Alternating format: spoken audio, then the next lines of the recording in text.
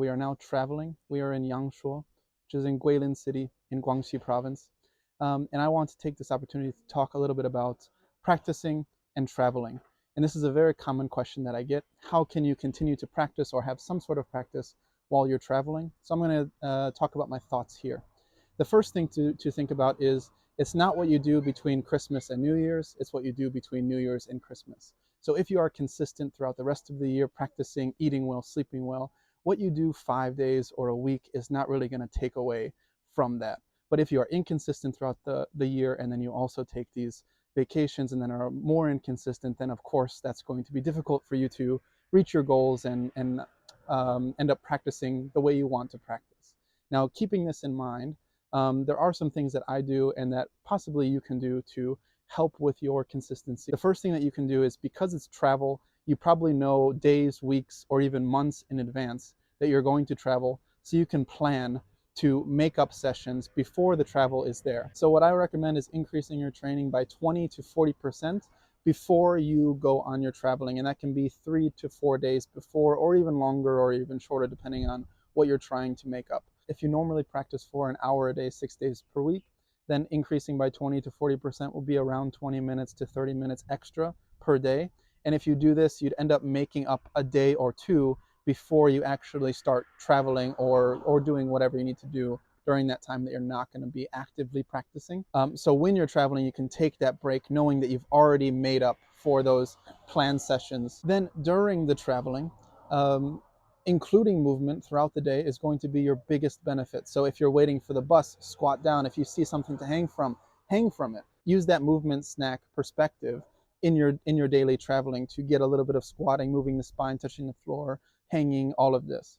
Ido actually just came out with a video at the time of me making this video of the unofficial and the official practice. So I will link that video in the description of this video so you can check it out. I absolutely recommend that you do. But those unofficial practices are what you can do during the traveling. Then after the traveling, if you still have things that you have not practiced or that you need to make up, then you can use that same thing that you did pre-practice of increasing 20 to 40% after the practice. So you can continue to increase by 20 to 40% for a few days to make up those lost sessions that you had during the traveling. And the last piece of advice that I can give you is, if you normally have a rest day, let's say once or twice per week, building up to that traveling, you can take out that rest day for the first week or the first 2 weeks, so that you can build upon those sessions, and then when you're traveling, you can take all of the vacation that you need. The other thing is not with practice, but with nutrition. So I think enjoying the local food and trying new things is absolutely very important when you're traveling. But what I would say is, don't indulge just to indulge. Don't eat just to eat. If you are eating and you enjoy and then you're full, notice that you're full and then come back the next day or in 4 or 5 hours when you're hungry again, and then eat. Don't just see all of these new things and take them all in. I don't know anyone that feels good after they've like indulged way more than they've had and then, oh yeah, I feel great. No, you feel terrible, you don't move. So if you take that perspective and just say, yeah, I'm going to try the new things that maybe aren't the best for me, but I'm not going to overindulge, I think it'll really help when you're traveling or when you have a vacation, something like that. And the last thing, enjoy your traveling. Okay, it's not all about you need to be practicing all of the time. You can go around and do different activities. Here in Yangshuo, it's very common to go rock climbing. So we went rock climbing and hiking and all of this great stuff here. So take wherever you're going and really dive into what you can do there, because there's probably a lot that you can explore. I hope this video gave you some ideas of what you can do while you're traveling. If you have any extra ideas that I didn't talk upon, please let me know in the comments down below, and I will talk to you in the next one. That's the session.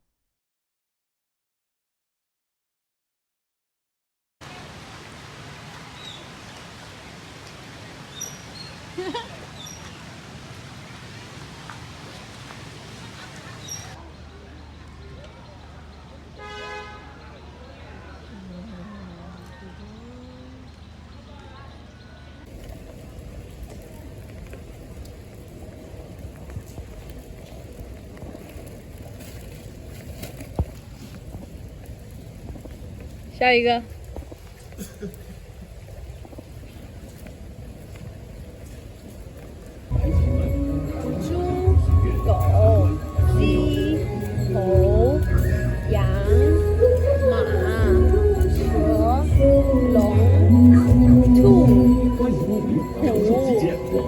羊不牛，然后鼠。